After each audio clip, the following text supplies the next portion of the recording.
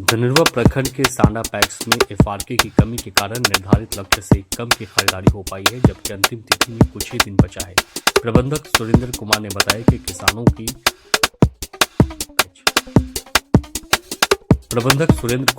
कि नुकसान की भरपाई खेत बेचकर करना होगा। उन्होंने वर्तमान स्थिति पर नाराजगी जताई।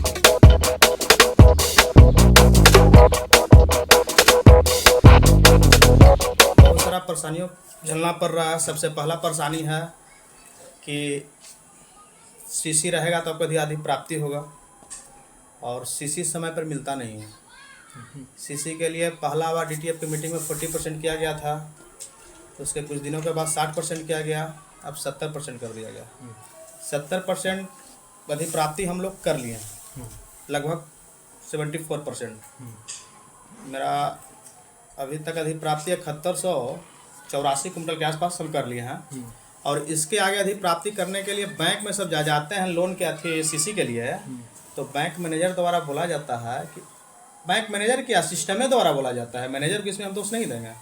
सिस्टम द्वारा बोला जाता है कि आप सबसे पहले आप चावल गिराइए, उसके बाद आपको सीसी दिया जाएगा। तो मेरा कहना है कि सब मिल से बात कीजिए कि आप चावल मेरा गिराइए, तो एफआरके नहीं है। तो एफआरके नहीं है तो इसमें पैक्स क्या करेगा? इसमें किसानों के क्या दोष है? इसमें कुछ किसान का दोष तो नहीं है।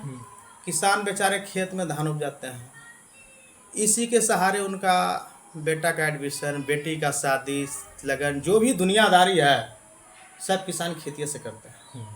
और उस किसान को पैसा पेमेंट समय पर नहीं किया जाए, जबकि भारत एक कृषि प्रधान देश है, और उस देश में किसान का बदतर स्थिति हो गया, बहुत बदतर स्थिति है।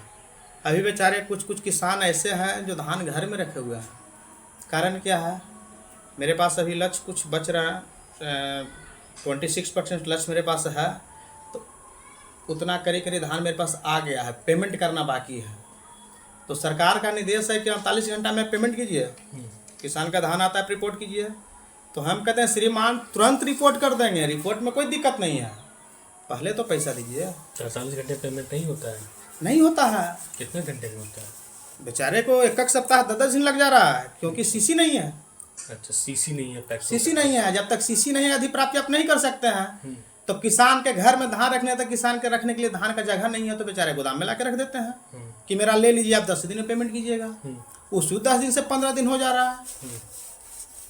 उस स्थिति में किसानों की परेशानी झेलना पड़ता है, और साथ ही साथ उसका खमियाजा पैक्स को भुगतना पड़ता है। क्या भुगतना पड़ता है? भुगतना पड़ता है कि अभी तक 74% मेरा पैक्स अधिप्राप्ति कर चुका है। समिति में निर्णय होता है कि जो सरकार का गाइडलाइन होगा उसको फॉलो करना। इस वर्ष हम लोग नवंबर से खरीदारी 15 नवंबर से अधिप्राप्ति चालू होता है। जी। 15 नवंबर से अधिप्राप्ति के बाद होता है कि सीएमआर गिराना है। पहले किसान को पेमेंट होगा, उसके बाद आपका सीएमआर गिरेगा। आज करीब 3 महीना बीत चुका है। 3 महीना बीतने के बाद अभी तक सिर्फ 2 लॉट सीएमआर गिरा है, जबकि पैक्स से पास धान पर्याप्त मात्रा में है, किसी तरह का कोई दिक्कत नहीं है। दिक्कत कहाँ होती है? दिक्कत का एफआरके नहीं मिल रहा है, तो आप एफआरके मिला के चावल गिराइए। तो इस बार में एफआरके का दिक्कत है? पिछली बार भी इस तरह की दिक्कत? पिछली बार भी दिक्कत था सर। पिछली बार एसएफसी के पास गोदाम नहीं था। अच्छा। 2 महीना गोदाम झेलना पड़ा है। लास्ट में क्या होता है कि पैक्स के पास 6 महीना धान रहता है, इसका सुक्मन का भुगतान कौन करेगा?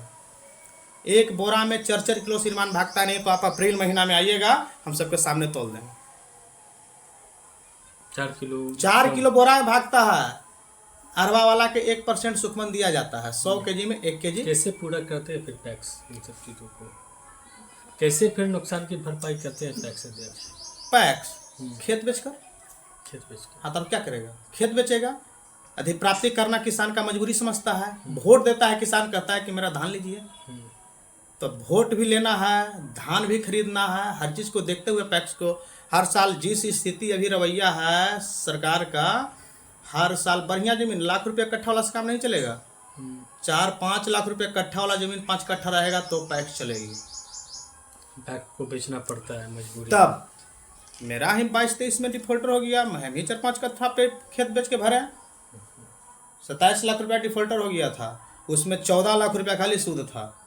इस बार क्या लगता है, क्या उम्मीद लग रहा है इस बार समय पर सीएम? इस बार लग नहीं रहा है। इस बार समिति का जो दुर्दशा होगा ये अध्यक्ष ही जानेंगे।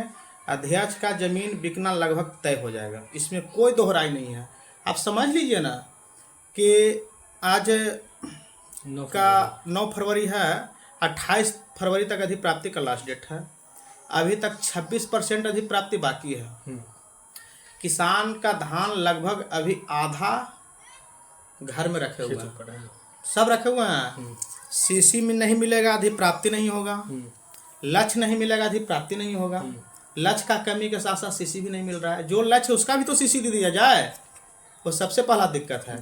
दूसरा दिक्कत है कि चावल अवला कम से कम प्रत्येक पैक्स को 10-12 लोट गिर जाना चाहिए। जो 2 लोट 1 लोट किसी का तो सुन भी नहीं टूटा है।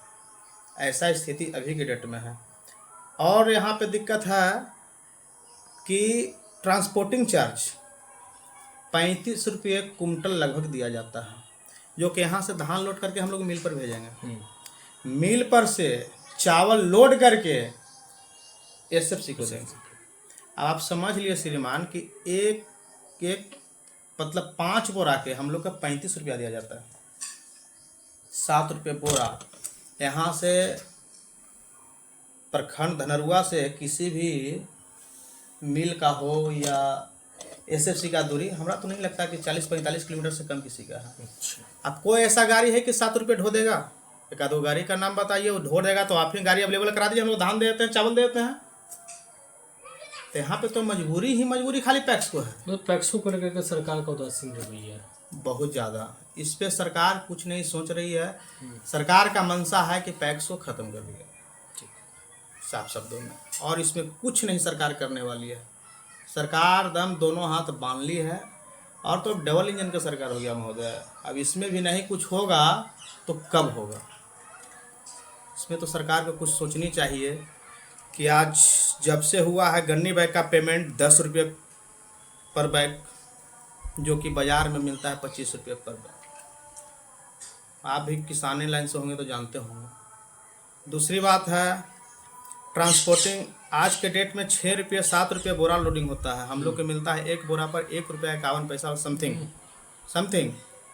और यहाँ से हम लोग के 5 बार धान उतरवाना होता है। कहाँ? पहला पैक्स पर उतरवाया, दूसरा मिल पर उतरेगा, तीसरा मिल पर लोडिंग होगा, फिर एसएफसी में उतरेगा।